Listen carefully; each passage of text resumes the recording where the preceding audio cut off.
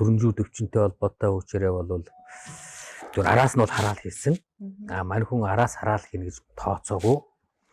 Өмнө нь наашаага энэ богдын хүрээнд ирж тэр чинь богдын одоо төрийн чойжонгоор залагдсан хүн шүү дээ. Богдын засгийн газрын үеийн ямар нэгэн одоо архивын баримтад засаг таанаас чойжин төвчин залсан тухай мэдээлэл байхгүй байна.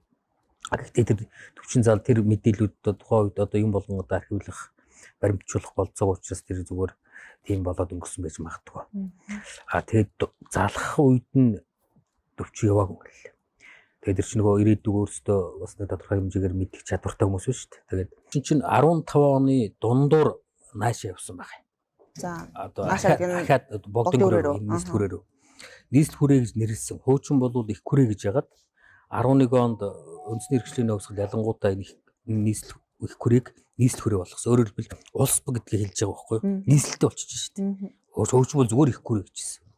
Тэгээд нийслэл хүрээ рүү наашаа явахдаа нөхдүүд дахиад үдсэн байгаа. За ер нь одоо нэг амь насанд халтай юм ямар байна гэж үдсэн. За ер нь гайгуун байна гэж явсан. Тэгээд энд ирэхэд нь бол ямар нэгэн осолтой юм байгаагүй. Гэтэл араас нь хараал ирсэн байхгүй. Тэгш нэг нутгийнх юм уу тийм? Бүр нэг зэнданых. Нэг зэнданых гэсэн нэг одоо ангийн хоёр байхгүй юу? Найз нөхдөд шахуу юм шүү тийм. Найз нөхдөд хараал ирчихгүй. Тэгэхээр тэр найз нөхдөөс ирж байгаа ойр илгнээс ирж байгаа хараалыг хүн нэгдүгээр анзаардаггүй юм байна. Хажуугаас нь одоо нөгөө сүвнээс нь утгасч чинь. Тэгээ одоо нэг 14-наас ирлээ өцсөөсөн үг гэдэг сансангүйгээ тэгдэж шүү дээ тийм. Тэгээ тэрий чинь нөгөө авчи за араас чинь нэг шаржингэр гүгээд биш болгоомжлоорой гэж хэлсэн байгаа шүү дээ. Тэгээ мань хүн бол тэрийг анзаараагүй. Тэгээд гэхдээ нөгөө юунууд нь туслахууд нь та нэг хариул гээд байгаа шүү дээ. Бид нар хариулж чадахгүй та хариулж гэхтэр мань хүнд хариулах чадал бол байгаа. Тэргээ мэдж байгаа. Гэхдээ хэрвээ хариулах юм бол тэр хараал гэдэг чинь бөөн одоогийн гэлээр бөөн хар энерги шүү дээ. Цул ингээд бийжчихсэн хар энерги. Тэрийг ингээд буцаачдаг. Буцаах тэр чинь задлахгүй бол тэр энергийг одоо задлж л дуусахгүй бол тэр чинь арилахгүй. Тэгэл баахан орон нутг ч юм уу хүн зонд ч юм уу баахан ахаал гай зовлон тарих байхгүй. Арилахгүй гэсэн үг. Тэр хэдэн үеэрээ хараалч явдаг. Тэгээд тэр үүднээс энэ илгэний хараалыг би өөрөө аваад тэр чанд төрц рүү явъя. Илгэний хараалаа. Нөгөө илгнээс ирсэн. Ойроос ирсэн. Хараал өөрөө аваа явчихъя. Тэгэхгүй бол энэ алгуул. Өөрөөр хэлбэл тэр хүний тэр өхөлөө сонгож байгаа нь хүртэл том философи.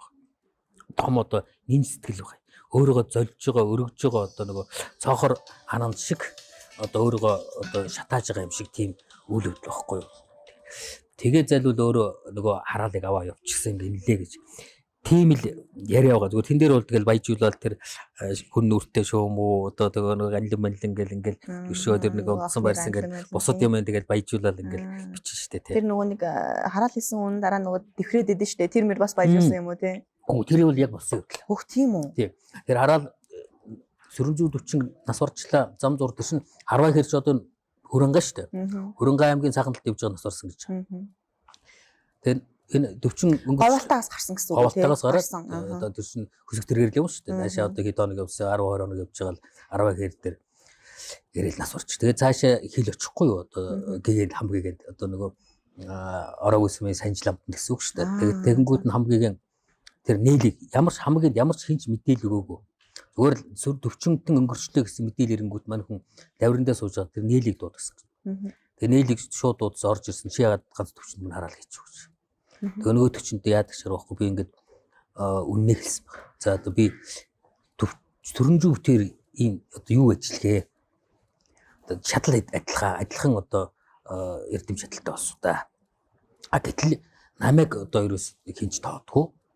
Сүрэнзүү ингээд бүр богдын төр хүртэл тоогоод тийм одоо төрийн том төвчнгээр авах гэт нь би тэслэгөө одоо шар хөдлөөд араас нь тэссэнгүй гэж үнэ хэлсэн баг.